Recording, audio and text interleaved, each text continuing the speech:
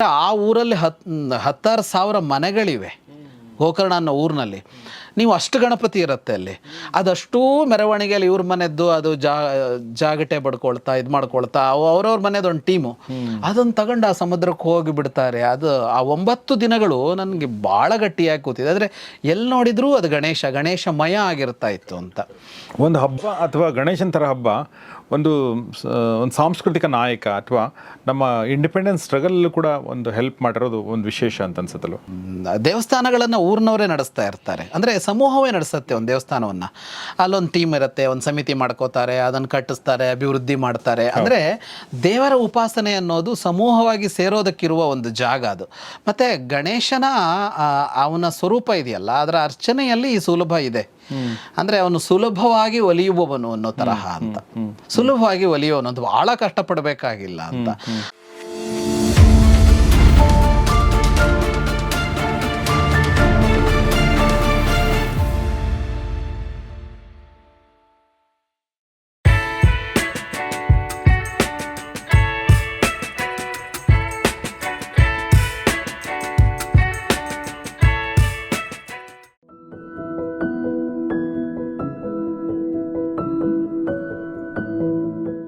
ಸ್ನೇಹಿತರೆ ನಮಸ್ಕಾರ. ಗೌರಿ ಶಕ್ಕಿ ಸ್ಟುಡಿಯೋದ ಈ ವಿಶೇಷ ಸಂವಾದಕ್ಕೆ ನಿಮಗೆಲ್ಲ ಸ್ವಾಗತ. ನಾನು ಗೌರಿ ಶಕ್ಕಿ. ಸೊ ಎಲ್ಲರಿಗೂ ಗಣೇಶ ಚತುರ್ಥಿಯ ಹಬ್ಬದ ಹಾರ್ದಿಕ ಶುಭಾಶಯಗಳು. ಗಣೇಶ ಚತುರ್ಥಿಯ ಈ ಶುಭ ಸಂದರ್ಭದಲ್ಲಿ ನಮ್ಮೊಂದಿಗೆ ಈ ಬಗ್ಗೆ ಮಾತಾಡಲು ನಮ್ಮ ಪ್ರೀತಿಯ ವಿದ್ವಾನ್ ಜಗದೀಶ್ ಶರ್ಮಾ ಸಂಪತ್ ಸರ್ ಇದ್ದಾರೆ. ಸರ್ ನಮಸ್ಕಾರ ನಿಮಗೆ, ಮತ್ತು ಗಣೇಶ ಚತುರ್ಥಿ ಶುಭಾಶಯಗಳು ನಿಮಗೂ ಕೂಡ. ನಿಮಗೂ ಶುಭಾಶಯ ಮತ್ತು ಪ್ರೇಕ್ಷಕರಿಗೂ ಶುಭಾಶಯ. Thank you. ಸೊ ಗಣೇಶನ ಒಂದು ಆಶೀರ್ವಾದ ಹಾರೈಕೆಯಿಂದ ಮಹಾಭಾರತ ಹೀಗೆ ನಿರಂತರವಾಗಿ ನಿರ್ವಿಘ್ನವಾಗಿ ಸಾಗಲಿ ಮಹಾಭಾರತ ರಹಸ್ಯಗಳ ಕಾರ್ಯಕ್ರಮ. ಇದಾದ ನಂತರ ಕೂಡ ವೀಕ್ಷಕರ ಅಭೀಪ್ಸೆಯಂತೆ ರಾಮಾಯಣ ಮತ್ತು ಕೃಷ್ಣನ ಬಗ್ಗೆ ಭಾಗವತ ಪುರಾಣನ ಸರ್ ಅದೆಲ್ಲವೂ ಕೂಡ ಶುರುವಾಗಲಿ ಮತ್ತು ನಿರಾತಂಕವಾಗಿ ಸಾಗಲಿ. ನಿಮ್ಮ ಹಾರೈಕೆ ಕೂಡ ನಮ್ಮ ಮೇಲೆ ಇರಲಿ ಅಂತ ಹೇಳ್ತಾ, ಗಣೇಶನ ಬಗ್ಗೆ ತಮ್ಮ ಒಂದು ನಾವು ಕಳೆದ ಸಲ ಕೂಡ ಮಾತಾಡಿದ್ದೀವಿ ಗಣೇಶನ ಬಗ್ಗೆ. ಬಟ್ ಅಂದರೆ ಒಂದು ಹಬ್ಬಗಳು ಅಂತಂದಾಗ ಕೆಲವೊಂದು ವೈಯಕ್ತಿಕವಾಗಿ ಮನೆಯಲ್ಲೇ ಮಾಡುವಂಥ ಹಬ್ಬಗಳಿದ್ರೆ, ಕೆಲವೊಂದು ಸಾರ್ವಜನಿಕ ಸಾಮುದಾಯಿಕ ಹಬ್ಬಗಳು. ಈಗ ನೋಡಿ, ಮೊನ್ನೆ ನಾನು ನಮ್ಮ ತಾಯಿ ಜೊತೆ ಮಾತಾಡ್ತಿರ್ಬೇಕಾದ್ರೆ ಇವತ್ತು ಅಮಾವಾಸ್ಯೆ ಅಂತ ಹೇಳಿದ್ರು ನನಗೆ. ಯಾವ ಅಮಾವಾಸ್ಯೆ ನಮ್ಗೆ ಗೊತ್ತೇ ಇಲ್ಲ. ಗಣೇಶ ಚತುರ್ಥಿ ಅಮಾವಾಸ್ಯೆ ಅಂತ ಹೇಳಿದ್ರು ಅವರು. ಇವತ್ತು ಗಣೇಶ ಚತುರ್ಥಿ ಅಮಾವಾಸ್ಯೆ ಅಂತ ಕೆಲವೊಂದು ಹಬ್ಬಗಳು ಮನೆಯಲ್ಲಿ ಸ್ವೀಟ್ ಮಾಡಿಕೊಂಡು ನಮ್ಮ ಹಳ್ಳಿ ಕಡೆ ಎಲ್ಲ ಮಾಡ್ಕೊಂಡು ಬಟ್ ಕೆಲವೊಂದು ಮಕ್ಕಳ ಮನಸ್ಸಲ್ಲಿ ಒಂಥರ ಖುಷಿ ಕೊಡುವಂಥ ಹಬ್ಬಗಳಲ್ಲಿ ಗಣೇಶ ಹಬ್ಬ ಕೂಡ ಒಂದು. ನಾನಂತೂ ತುಂಬ ಎಂಜಾಯ್ ಮಾಡಿದ್ದೇನೆ ಗಣೇಶ ಹಬ್ಬ, ನಾನು ಯಾವಾಗಲೂ ಹೇಳಿದ್ದೀನಿ. ಸೊ ನೀವೇನು ಹೇಳಕ್ಕೆ ಇಷ್ಟಪಡ್ತೀರಿ ಸರ್? ಖಂಡಿತವಾಗಿಯೂ ನೀವು ಅದನ್ನು ತುಂಬ ಚೆನ್ನಾಗಿ ಹೇಳಿದ್ರಿ. ಮಕ್ಕಳ ಮೇಲೆ ತುಂಬ ಪ್ರಭಾವ ಬೀರ್ತಿತ್ತು ಅಂತ. ಇವತ್ತೆಷ್ಟು ಬೀರ್ತಾ ಇದೆಯೋ ಗೊತ್ತಿಲ್ಲ ನಮಗೆ. ಅಂದರೆ ಮಕ್ಕಳ ಮೇಲೆ ಪ್ರಭಾವ ಬೀರುವಷ್ಟು ನಾವು ಉಳಿಸ್ಕೊಂಡಿಲ್ಲ ಅಂತ ಹೇಳಬೇಕು ನಮ್ಮ ತಲೆಮಾರು. ಯಾಕೆ ನಮ್ಮ ಹಿಂದಿನ ತಲೆಮಾರಿನವರು ನಮ್ಮ ಮೇಲೆ ಪ್ರಭಾವ ಬೀರುವಂತೆ ಮಾಡಿದ್ರು ಅಂತ. ನನಗೂ ಹಬ್ಬಗಳು ಅಂತ ಅಂದಾಗ ದೀಪಾವಳಿ ಮತ್ತು ಗಣೇಶನ ಹಬ್ಬ ಎರಡಿದೆಯಲ್ಲ, ಅದೆರಡು ದಟ್ಟ ನೆನಪುಗಳನ್ನು ಇಟ್ಟಿರೋದು. ಅಂದರೆ ತುಂಬ ಚಿಕ್ಕವನಿದ್ದಾಗಿಂದನೂ ಇರೋದು ಅಂತ. ಯಾಕೆಂದರೆ ಈ ಎರಡು ಹಬ್ಬಗಳು ತುಂಬ ಜೋರಾಗಿ ನಡೀತಾ ಇದ್ವು. ಅದರಲ್ಲಿ ಗಣೇಶನ ಹಬ್ಬದ ನೆನಪುಗಳು ಭಾಳ ಚೆನ್ನಾಗಿ ಇರೋದು. ಏನಕ್ಕೆ ಅಂತ ಅಂದರೆ, ಇದು ನೀವು ಹೇಳಿದಾಗೆ ಇದು ಸಾರ್ವಜನಿಕ ಹಬ್ಬ ಆಗಿದೆ ಅಂತ. ಸಾರ್ವಜನಿಕ ಹಬ್ಬ ಅಂದರೆ ಸಮೂಹದ ಹಬ್ಬ ಆಗಿದೆ. ಅದಕ್ಕೆ ಕಾರಣ ರಾಷ್ಟ್ರನಾಯಕ ಬಾಲಗಂಗಾಧರ ತಿಲಕರು ಅದನ್ನು ಆ ಥರ ಮಾಡಿದ್ರು ಆ ಕಾಲದಲ್ಲಿ ಅಂತ. ಅದ್ರ ನಂತರ ಅಂತೂ ಅದು ಹಾಗೇ ಹಾಕ್ಕೊಂಡು ಬಂತು, ಎಲ್ಲರೂ ಸೇರಿ ಮಾಡೋದು, ಸಮೂಹ ಸೇರಿ ಮಾಡೋದು ಅಂತ. ಹಾಗಾಗಿ ಅದು ಇದೆಯಲ್ಲ, ನಾವು ಚಿಕ್ಕವರಿದ್ದ ಕಾಲದಲ್ಲಿ ಅದರ ಕೊಡುಗೆ ನಮಗೆ ಬಹಳ ಇತ್ತು. ಏನು ಅಂತಂದರೆ, ನಮಗೆ ಕಲಾ ಪ್ರದರ್ಶನ ಅನ್ನೋದು ನೀವು ಚಿಕ್ಕವರಿದ್ದ ಕಾಲದಲ್ಲಿ ಇಷ್ಟು ಸುಲಭ ಅಲ್ಲ. ಇವತ್ತು ನಾವು ಏನನ್ನು ಬೇಕಿದ್ರೂ ಯೂಟ್ಯೂಬಲ್ಲಿ ನೋಡ್ತೀವಿ, ಇನ್ಸ್ಟಾದಲ್ಲಿ ನೋಡ್ತೀವಿ, ಫೇಸ್ಬುಕ್ಕಲ್ಲಿ ನೋಡ್ತೀವಿ, ಟಿ ವಿಗಳಲ್ಲಿ ನೋಡ್ತೀವಿ ಅನ್ನೋ ಥರ ಆಗಿಬಿಟ್ಟಿದೆ. ಸಂಗೀತ, ನೃತ್ಯ, ಇನ್ನೊಂದು ನಾಟಕ ಅಂತ ಇಷ್ಟು ವೈವಿಧ್ಯಗಳಿರೋದು, ಅಥವಾ ಹರಿಕಥೆಯೋ ಇನ್ನೊಂದು ಇವುಗಳನ್ನೆಲ್ಲ ನಾವಿರುವ ಊರುಗಳಲ್ಲಿ ಯಾರು ಎಷ್ಟು ಬಂದು ಮಾಡ್ತಾ ಇದ್ರು ಅಂತ ಆ ಪ್ರಮಾಣದಲ್ಲಿ ನಮಗದು ಸಿಗ್ತಾನೆ ಇರಲಿಲ್ಲ. ಟಿ ವಿನೂ ಇನ್ನೂ ಬಂದ ಕಾಲ ಅಲ್ಲ ಅದು. ನಿಧಾನವಾಗಿ ಟಿ ವಿ ಅಲ್ಲಲ್ಲಿ ಕಾಣಿಸ್ಕೊಳ್ತಾ ಇತ್ತು, ಇಷ್ಟು ಚಾನಲ್ಗಳಿರಲಿಲ್ಲ ಅಂತ. ಹಾಗಾಗಿ ನಮಗೆ ಇವಿಷ್ಟು ಕಲೆಗಳನ್ನು ನೋಡೋಕೆ ಸಾಧ್ಯ ಆಗೋದೇ ಅದರಲ್ಲಾಗಿದೆ. ನಾನು ಚಿಕ್ಕವನಿದ್ದಾಗ ನಾನು ಲಿಂಗನಮಕ್ಕಿ ಅಂತ ಅಲ್ಲಿದ್ದೆ, ಡ್ಯಾಮ್ ಇದೆಯಲ್ಲ, ಶರಾವತಿ ಡ್ಯಾಮ್ ಇದೆಯಲ್ಲ, ಅಲ್ಲಿ ಆ ಊರಿನಲ್ಲಿ ದೇವಸ್ಥಾನ ಇತ್ತು, ರಾಮೇಶ್ವರ ದೇವಸ್ಥಾನ ಅಂತ. ಅಲ್ಲಿ ಗಣೇಶನ ಕೂರಿಸ್ತಾ ಇದ್ರು. 9 ದಿನ ಕೂರಿಸ್ತಾ ಇದ್ರು ಅವರು. ನನಗಿನ್ನೂ ನೆನಪಿದೆ, 9 ದಿನದ್ದೊಂದು ಪಾಂಪ್ಲೆಟ್ ಬರ್ತಾ ಇತ್ತು. ಅದರಲ್ಲಿ ಯಾವ ದಿವಸ ಏನು ಅಂತ, ಆಮೇಲೆ ಅದು ಯಾರು ಸೇವೆ ಅಂತ ಇರ್ತಾ ಇತ್ತು, ಅದೇನೋ ಪ್ರಸಾದ ಎಲ್ಲ ಇರ್ತಾ ಇತ್ತು.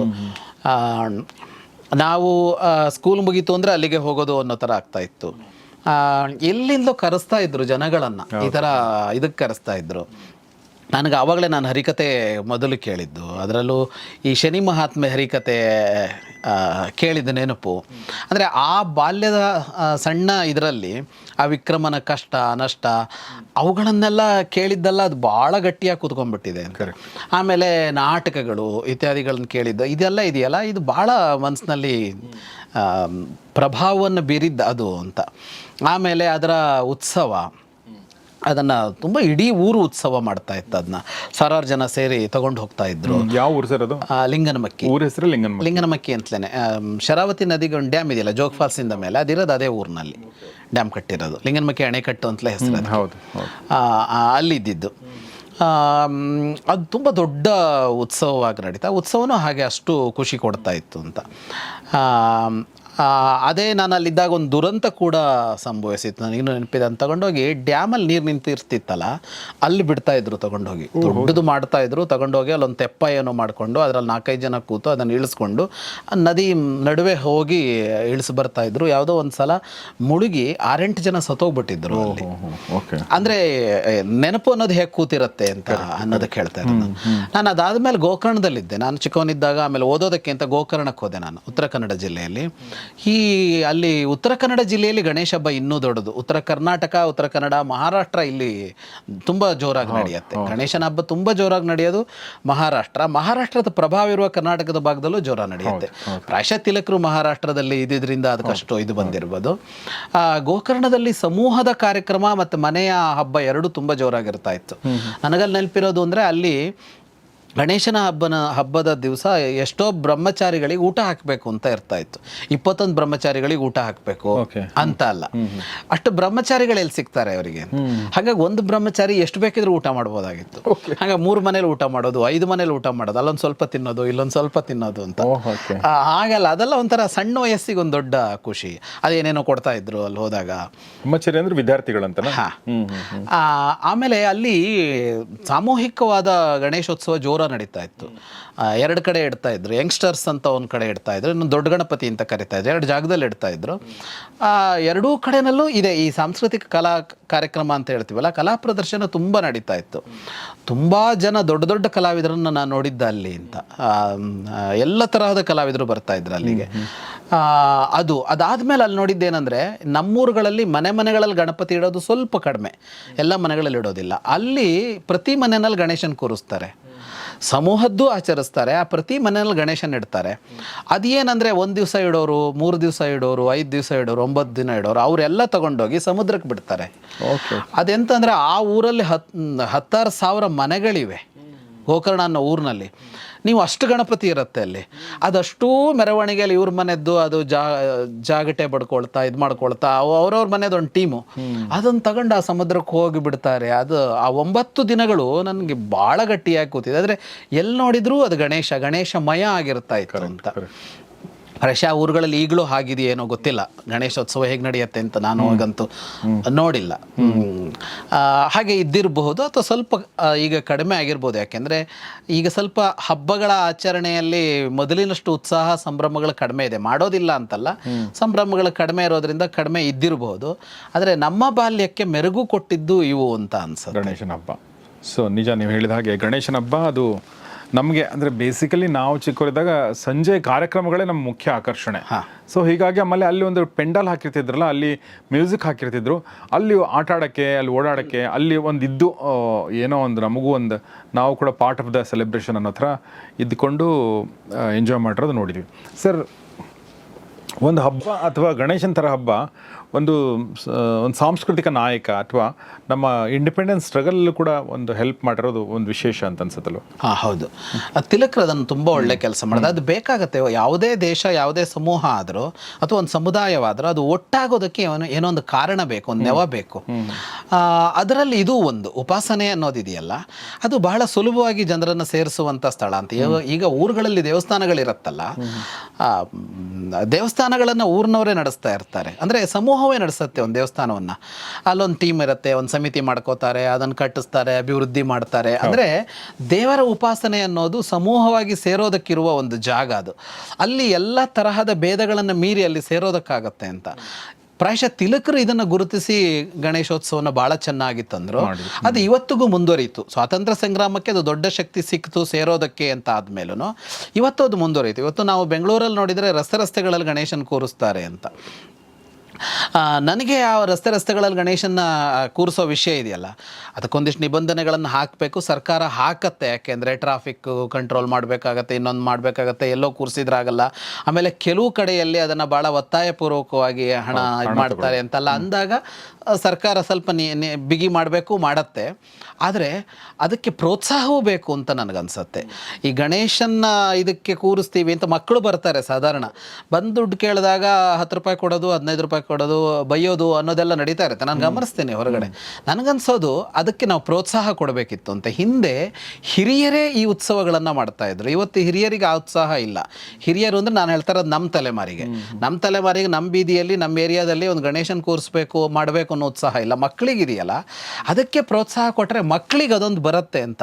ಅವರಿಗೆ ಈಗ ಸೇರೋ ಅಂಶಗಳು ಕಡಿಮೆ ಆಗಿಬಿಟ್ಟಿದೆಯಲ್ಲ. ಬೀದಿಯಲ್ಲಿರೋರು, ಆ ಏರಿಯಾದಲ್ಲಿರೋರು ಮಕ್ಕಳೆಲ್ಲ ಸೇರ್ಕೋತಾರೆ, ಬೇರೆ ಬೇರೆ ಮನೋಭಾವದವರು, ಯಾವುದ್ಯಾವುದೋ ಊರಿಂದ ಬಂದವರಾಗಿರ್ತಾರೆ, ಯಾವುದೋ ಭಾಷೆಯವರು ಆಗಿರ್ಬೋದು. ಈ ನೆವದಲ್ಲಿ ಒಂದಾಗೋದಕ್ಕೆ ಇವತ್ತು ಕೂಡ ಅದೊಂದು ಶಕ್ತಿ ಆಗುತ್ತೆ. ಹಾಗಾಗಿ ಸಮೂಹದ ಗಣೇಶೋತ್ಸವಕ್ಕೆ ನಮ್ಮ ಬೆಂಬಲ ಜಾಸ್ತಿ ಬೇಕು ಅಂತ ಅನ್ಸುತ್ತೆ. ನೀವು ಅಂದರೆ ನಮ್ಮ ಉಮೇಶ್ ಸರ್ ನೆನಪಂತ ನನಗೆ. ಅವ್ರು ಹೇಳೋದೇ ಬೇರೆ. ಅಂದರೆ ಅವರು ಇನ್ನೊಂದು ಆ್ಯಂಗಲ್ ಇದೆ. ಇದೆಲ್ಲದರ ಜೊತೆಗೆ ಇಲ್ಲಿ ಏನೋ ದುಡ್ಡು ಕಲೆಕ್ಟ್ ಆಗುತ್ತೆ ಅಥವಾ ದುಡ್ಡಿಂದ ಶುರು ಆಗುತ್ತಲ್ಲ, ಅಂದರೆ ಕಲೆಕ್ಟ್ ಮಾಡೋದು. ಸೊ ಮೊನ್ನೆ ಕೂಡ ನಮ್ಮ ಆಫೀಸಿಗೆ ಒಂದು 2 ಹುಡುಗರು, ಚಿಕ್ಕ ಹುಡುಗರು ಬಂದಿದ್ದಾರೆ. ಈಗ ನಮಗೆ ಗೊತ್ತಾಗಲ್ಲ ಇವರು ಇದನ್ನು ರೆಸ್ಪಾನ್ಸಿಬಿಲಿಟಿ ತೊಗೊಳಕ್ಕೆ ಸಾಧ್ಯನಾ, ಇವ್ರು ಇದನ್ನು ಮಾಡೋಕ್ಕೆ ಸಾಧ್ಯನಾ, ಇವ್ರು ಇದನ್ನು ಅಂದರೆ ಗೊತ್ತು ಅದರಲ್ಲಿ ಒಂದಷ್ಟು ಜಾಸ್ತಿ ದುಡ್ಡು ಉಳಿಯುತ್ತೆ, ಅವ್ರು ಉಳಿಸ್ಕೊಳ್ತಾರೆ, ಅದೆಲ್ಲ ಅದು ಆಗುತ್ತೆ. ಬಟ್ ಅದ್ರ ಜೊತೆಗೆ ಇನ್ನೊಂದು ಆಗೋದೇನು ಅಂತಂದರೆ, ನಮ್ಮ ಅಂದ್ರೆ ಈಸಿ ಮನಿ ಒಂದಷ್ಟು ಸಿಕ್ಬಿಟ್ಟಾಗ ಅದ್ರ ರುಚಿ ಅದು ಕೂಡ ಅಂದ್ರೆ ಒಂದು ದುಷ್ಪರಿಣಾಮ, ಅಂದ್ರೆ ಅದರ ಒಂದು ಅದು ಕೂಡ ಆಗುತ್ತೆ ಅನ್ನೋ ಮಾತನ್ನ ಹೇಳಿದ್ನಲ್ಲ. ಖಂಡಿತವಾಗಿ ಅದು ಸ್ವೀಕಾರ ಮಾಡ್ಲೇಬೇಕು ಅದನ್ನ. ಅದು ಅವರಿಗೆ ಇದೇ ತರದ ಅಭ್ಯಾಸನೂ ಆಗ್ಬಿಡ್ಬೋದು ಅಂತ. ಅದಕ್ಕೆ ನನ್ಗನ್ಸೋದು ಏನಂದ್ರೆ ದೊಡ್ಡವ್ರು ಇನ್ವಾಲ್ವ್ ಆದ್ರೆ ಸಮಸ್ಯೆ ಕಡಿಮೆ ಇರ್ಬೋದು ಅಂತ ಇದರಲ್ಲಿ. ಅದೇ ನಾವು ಮೊದಲು ಅದನ್ನ ದೊಡ್ಡವ್ರು ಮಾಡ್ತಿದ್ರು, ನಾವು ಮಕ್ಕಳು ಭಾಗವಹಿಸ್ತಾ ಇದ್ವಲ್ಲ. ಪ್ರಾಯಶಃ ಮಕ್ಕಳ ಜೊತೆಗೆ ದೊಡ್ಡವ್ರು ಸೇರ್ಕೊಂಡ್ರೆ, ಉಮೇಶ್ ಸರ್ ಹೇಳೋದು, ಅವ್ರು ಹೇಳೋದು ಸತ್ಯನೇ ಇರುತ್ತೆ. ಪೊಲೀಸ್ ಆಫೀಸರ್ ಆಗಿ ಮಾತಾಡೋದ್ರಿಂದಾಗಿ ಹಾಗಾಗಿ ಅದನ್ನೆಲ್ಲ ಕಂಟ್ರೋಲ್ ಮಾಡ್ಬೋದು, ಮಕ್ಕಳು ಉತ್ಸಾಹದಿಂದ ಭಾಗವಹಿಸುವಾಗ ಮಾಡ್ಬೋದೇನೋ ಅಂತ ಅನ್ಸುತ್ತೆ. ಕರೆಕ್ಟ್. ಅಂದರೆ ಒಂದು ಕ್ರೆಡಿಬಿಲಿಟಿ ಎಲ್ಲಕ್ಕಿಂತ ಮುಖ್ಯ ಆಗುತ್ತೆ. ಒಂದು ಸಂಘ ಸಂಸ್ಥೆ ಎಷ್ಟು ವರ್ಷಗಳಿಂದ ಮಾಡ್ಕೊಂಡು ಬರ್ತದೆ, ಯಾರಿದ್ದಾರೆ ಆ ಸಂಸ್ಥೆನಲ್ಲಿ, ಓಕೆ, ಸಮಾಜದ ಒಂದಷ್ಟು ನೋನ್ ಫೇಸಸ್ಗಳಿದೆಯಾ ಅಂತಂದಾಗ ಕೊಡೋರ್ಗೂ ಏನೂ ಅನ್ಸಲ್ಲ. ಇವತ್ತೀಗ ಬೆಂಗಳೂರಲ್ಲೇ ನಡೆಯುತ್ತಲ್ಲ ಸರ್ ಗಣೇಶೋತ್ಸವ, ಎಷ್ಟು ದೊಡ್ಡದಾಗಿ ಬೆಂಗಳೂರಲ್ಲಿ ನಡೆಯುತ್ತೆ. ಅದರಲ್ಲೂ ಅಷ್ಟೇ ಕಲಾ ಪ್ರದರ್ಶನಗಳೇ ತುಂಬ ಜೋರಾಗಿ ನಡೆಯುತ್ತಲ್ಲ. ಸಂಸ್ಥೆಗಳೇ ಅಷ್ಟು ವರ್ಷಗಳಿಂದ ಮಾಡ್ಕೊಂಡು ಬಂದಿವೆ. ಹೌದು ಹೌದು. ಸೊ ಹಾಗೆ ಸರ್, ಗಣೇಶ ಒಬ್ಬ ದೇವರಾಗಿ ನಮಗೆ ತುಂಬ ಪ್ರೀತಿಯ ದೇವರು. ಯಾಕೆಂದರೆ ನಾವು ವಿಘ್ನೇಶ್ವರ ಅಂತ ಕರಿತೀವಿ. ಮತ್ತು ನೀವು ಅದ್ರ ಬಗ್ಗೆ ಒಂದಷ್ಟು ಹೇಳಿದ್ರು ಕೂಡ, ಇವು ವಿಘ್ನೇಶ್ವರ ಅನ್ನೋದಂದ್ರೆ ಏನು ಅಂತ ಹೇಳಿ. ಸೊ ಅದ್ರ ಪೂಜೆ ಬಗ್ಗೆ ಏನಾದರೂ ಹೇಳಕ್ಕೆ ಅಂದರೆ ಏನಾದರೂ ನಿಯಮ ಆ ಥರದ್ದು ಏನಾದರೂ ಇದೆಯಾ ಸರ್? ಹೇಗೆ? ಅದೇ ಗಣೇಶ ಉತ್ಸವ ಅನ್ನೋದು ಅದೊಂದು ಪೂಜೆಯೂ ಹೌದು, ವ್ರತವೂ ಹೌದು. ವ್ರತವಾಗಿ ಆಚರಿಸುವಾಗ ಅದಕ್ಕೆ ನಿಯಮಗಳು ಅಂತೆಲ್ಲ ಇದೆ. ಅಂದರೆ ಅದನ್ನು ಈಗ ಮನೆಗೆ ಗಣೇಶನ್ ತರೋದು ಅನ್ನೋದು ಅದು ವ್ರತ ಆಗತ್ತೆ. ಅದನ್ನು ವರ್ಷ ಮಾಡ್ಕೊಂಬರ್ತಾರೆ. ಅದನ್ನು ಯಾವಾಗಲೂ ನಿಲ್ಲಿಸಬೇಕು ಅಂದರೆ ನಿಲ್ಲಿಸೋದಕ್ಕೂ ಒಂದು ಕ್ರಮ ಇದೆ, ಅದನ್ನ ಆರಂಭ ಮಾಡೋದಕ್ಕೂ ಒಂದು ಕ್ರಮ ಇದೆ ಅನ್ನೋ ತರಹ. ಆವಾಗ ಒಂದಿಷ್ಟು ನಿಯಮಗಳು ಬರುತ್ತೆ. ಆದ್ರೆ ಬಹಳ ಗಟ್ಟಿ ನಿರ್ಣಯಗಳು ಅಂತಲ್ಲ, ಮಾಡಲಾಗದ ನಿಯಮಗಳು ಅಂತೇನೋ ಅಲ್ಲ, ಆ ಥರದ ನಿಯಮ ಇರುತ್ತೆ. ಹಬ್ಬವಾಗಿ ಅಂತಂದಾಗ ಅಷ್ಟೇನಿಲ್ಲ, ಯಾವುದಕ್ಕೂ ಪೂಜೆ ಮಾಡುವ, ಅವ್ನು ಭಜನೆ ಮಾಡಿದರೂ ಆಗುತ್ತೆ, ಸ್ತೋತ್ರ ಮಾಡಿದರೂ ಆಗತ್ತೆ ಅನ್ನೋ ತರಹದ ಸುಲಭವಾಗೂ ಮಾಡುವಂತೆ ಇರುವಂಥದ್ದು. ಹಾಗಾಗಿ ಆ ಪೂಜೆಯಲ್ಲಿ ಬಹಳ ಮುಕ್ತತೆ ಇದೆ ಅದರಲ್ಲಿ. ಕೆಲವು ಹಬ್ಬಗಳು ಹೀಗೇನೆ ಅಂತ ಇರುತ್ತೆ, ಅಷ್ಟು ಕ್ರಮದಂತೆಯೇ ಮಾಡಬೇಕಾಗತ್ತಲ್ಲ ಅದನ್ನು. ಇಲ್ಲಿ ಮಾತ್ರ ಬಹಳ ಮುಕ್ತತೆ ಇದೆ. ಅಂದರೆ ಹೋಗಿ ದೇವಸ್ಥಾನಕ್ಕೆ ಹೋಗಿ ಗರಿಕೆ ಸಮರ್ಪಣೆ ಮಾಡಿದರೂ ಮುಗೀತು ಅನ್ನುವಲ್ಲಿಂದ ಹಿಡಿದು ಅದಿದೆ. ಇಷ್ಟು ಗಣೇಶನ ನೋಡ್ಕೊಂಬರ್ಬೇಕು ಅಷ್ಟೇ ಸಾಕಾಗುತ್ತೆ, 21 ದರ್ಶನ ಮಾಡಿದೆ ಅನ್ನೋ ತರಹದ್ದು. ಹೀಗೆ ಬಹಳ ಸುಲಭ ಸಾಧನವಾದದ್ದೆಲ್ಲ ಇದೆ. ಮತ್ತು ಗಣೇಶನ ಅವನ ಸ್ವರೂಪ ಇದೆಯಲ್ಲ, ಅದರ ಅರ್ಚನೆಯಲ್ಲಿ ಈ ಸುಲಭ ಇದೆ. ಅಂದರೆ ಅವನು ಸುಲಭವಾಗಿ ಒಲಿಯುವವನು ಅನ್ನೋ ತರಹ ಅಂತ. ಸುಲಭವಾಗಿ ಒಲಿಯುವವನು ಅಂತ ಬಹಳ ಕಷ್ಟಪಡಬೇಕಾಗಿಲ್ಲ ಅಂತ. ಹಾಗಾಗಿ ಅವನು ಹೆಚ್ಚಿನವರ ಇಷ್ಟ ದೇವರಾಗಿರ್ತಾನೆ. ಈ ಗಣೇಶ್ ಈ ಮನೆ ದೇವರು ಅಂತ ಅನ್ನೋದಕ್ಕಿಂತ, ಈ ಮನೆ ದೇವರು ಅಂತ ಇರುತ್ತಲ್ಲ, ಅದರಲ್ಲಿ ಶಿವ ವಿಷ್ಣು ಇವರುಗಳು ಹೆಚ್ಚಾಗಿರ್ತಾರೆ. ಆದರೆ ಇಷ್ಟ ದೇವರು ಯಾರು ಅಂದರೆ ಗಣೇಶ ಇಷ್ಟ ದೇವರು ಅನ್ನೋರು ಭಾಳ ಜನ ಇರ್ತಾರೆ. ಅಂತಂದರೆ ಬೇಗ ಒಲಿತಾನೆ, ಬೇಗ ಅವನನ್ನು ಒಪ್ಪಿಸಬಹುದು ಅನ್ನೋ ತರಹದ ಅಂಶಗಳು ಅಲ್ಲಿ ಕಾಣಸಿಗತ್ತೆ. ಮತ್ತು ಇಷ್ಟ ದೇವ್ರು ಅಂದ್ರೆ ಏನು ಸರ್ ಆ್ಯಕ್ಚುಲಿ? ಅಂದ್ರೆ ನನಗೆ ಯಾರೋ ಒಂದು ದೇವ್ರು ಇಷ್ಟ ಆಗುತ್ತಾನೆ ಅಂತ. ಈಗ ಪ್ರತಿ ಮನೆಗೂ ಅವರ ಒಂದು ಕುಲದೇವರು ಅಂತ ಇರುತ್ತೆ, ಮನೆ ದೇವರು ಅಂತ. ಯಾವುದೋ ಒಂದು ದೇವಸ್ಥಾನ ಇರುತ್ತೆ, ಅದು ಮನೆ ದೇವರಾಗಿರುತ್ತೆ. ಅಲ್ಲಿ ಪೂಜೆ ಗೀಜೆ ನಡ್ಕೋಬೇಕು ಅನ್ನೋದು ಇರುತ್ತೆ. ಆದರೆ ನನಗೆ ಯಾವುದೋ ಒಂದು ದೇವ್ರು ಇಷ್ಟ ಈ ದೇವರುಗಳಲ್ಲಿ ಅಂತ ಹಂಗೊಂದು ಇರುತ್ತೆ ಸರ್. ಯಾರಿಗೋ ರಾಮ ಇಷ್ಟ, ಯಾರಿಗೋ ಕೃಷ್ಣ ಇಷ್ಟ, ಯಾರಿಗೋ ಗಣೇಶ ಇಷ್ಟ, ಕೆಲವರಿಗೆ ರಾಘವೇಂದ್ರ ಸ್ವಾಮಿ ಇಷ್ಟ, ರಾಘವೇಂದ್ರ ಸ್ವಾಮಿ ಇಷ್ಟ, ಅಯ್ಯಪ್ಪ ಸ್ವಾಮಿ ಇಷ್ಟ. ಹೀಗೆ ಒಂದು ಇಷ್ಟ ದೇವರು ಅಂತ ಇರೋದು. ಯಾರಿಗೋ ತಿರುಪತಿ ತಿಮ್ಮಪ್ಪ ಇಷ್ಟ. ಹಾಗೆ ಇಷ್ಟ ದೇವರು ಅಂತ ಒಂದು, ಕುಲದೇವರು ಅಂತ ಒಂದು, ಇಷ್ಟ ದೇವರು ಅಂತ ಒಂದು ಅಂತ ಎರಡಿರುತ್ತೆ. ಎರಡನ್ನು ಪೂಜೆ ಮಾಡ್ಕೊಂಡು ಹೋಗ್ತಾರೆ. ಈಗ ಇಷ್ಟ ದೇವರಲ್ಲಿ ಹೆಚ್ಚು ಕಾಣಿಸ್ಕೊಳ್ಳೋದು ಗಣೇಶ, ಆಂಜನೇಯ, ಗಣೇಶ, ರಾಘವೇಂದ್ರ ಸ್ವಾಮಿ, ಇದೆಲ್ಲ ಇಷ್ಟ ದೇವರಾಗಿ ಬಹಳ ಕಾಣಿಸ್ಕೊಳ್ಳೋದು. ತಿರುಪತಿ ಇದೆಲ್ಲ. ಅದರಲ್ಲಿ ಗಣೇಶ ಬಹಳ ಇಷ್ಟ ದೇವರಾಗಿ ಬರ್ತಾನೆ. ಮತ್ತೆ ನೀವು ಇನ್ನೊಂದು ಹೇಳಿದ್ದೇನೆಂದ್ರೆ, ಈ ಗಣೇಶ ಮತ್ತು ಕೃಷ್ಣ ಇಬ್ರು ಪ್ರೀತಿಯ ದೇವರು ಕೂಡ ಹೌದು ಅಂತ. ಉಳಿದ ದೇವರುಗಳು ಸ್ವಲ್ಪ ಗಂಭೀರ ಅಂತ, ಸಲಿಗೆಯ ದೇವರು. ಅದಕ್ಕೆ ಪ್ರಾಯಶಃ ಅವನ ಆಕಾರ ಇತ್ಯಾದಿಗಳು ಎಲ್ಲ ಏನೋ ನಮ್ಮನ್ನು ಬಹಳ ತಟ್ಟೋ ತರ ಇರ್ಬೋದು ಅಂತ ಅನ್ಸುತ್ತೆ. ಆನೆಯ ಮುಖ, ಡೊಳ್ಳು ಹೊಟ್ಟೆ, ಇಲಿ ವಾಹನ ಆಗಿರೋದು, ಈ ಸ್ವರೂಪಗಳೆಲ್ಲ ನೋಡಿದಾಗ ಅದು ನಮಗೆ ಹೆಚ್ಚು ಸಲಿಗೆಯದ್ದು ಅಂತ ಅನ್ಸುತ್ತೆ. ಆಮೇಲೆ ಅಷ್ಟೊಂದು ಅಂದ್ರೆ ಲಿಬರ್ಟಿ ತಗೊಳಕ್ ಸಾಧ್ಯ ನಾವು. ಅಂದ್ರೆ ಏನೇನೋ ಡ್ರೆಸ್ ಹಾಕ್ತಿವಿ, ಪೊಲೀಸ್ ಡ್ರೆಸ್, ಏನ್ ಬೇಕಾದ್ರೂ ಮಾಡ್ತೀವಿ, ಆರ್ಮಿ ಡ್ರೆಸ್ ಹಾಕ್ತಿವಿ, ಏನೋ ಸ್ಪೋರ್ಟ್ಸ್ ಮನ್ ಡ್ರೆಸ್ ಹಾಕ್ಬೋದು. ಗಣೇಶನ್ಗೆ ಯಾರು ಅಫೆನ್ಸ್ ಆಗಿ ತಗೊಳ್ಳಲ್ಲ. ಇಲ್ಲ ಇಲ್ಲ ಇಲ್ಲ, ಗಣೇಶನು ತಗೊಳ್ಳಲ್ಲ. ಇಲ್ಲ ಅದನ್ನ ನೋಡೋದೇ ಒಂದು ವಿಶೇಷ. ಈ ಸಲ ಏನ್ ಮಾಡಿದ್ದಾರೆ ನೋಡೋದು ಅನ್ನೋದೇ ಒಂದು ವಿಶೇಷ ಅನ್ನೋ ತರ ಆಗಿಬಿಟ್ಟಿದೆಯಲ್ಲ. ಹಾಗಾಗಿ ಅಷ್ಟು ಲಿಬರ್ಟಿಗಳ ಮೂಲಕವೇ ಅದು ಸಾರ್ವಜನಿಕ ಉತ್ಸವಗಳು ನಡ್ಕೊಂಡ್ ಬಂದಿದೆ. ನಿಜ. ಸೊ ಅದು ಗಣೇಶೋತ್ಸವದ ಬಗ್ಗೆ ನಾವು ಸಾಕಷ್ಟು ವಿಚಾರಗಳು ಮಾತಾಡಿದ್ವಿ.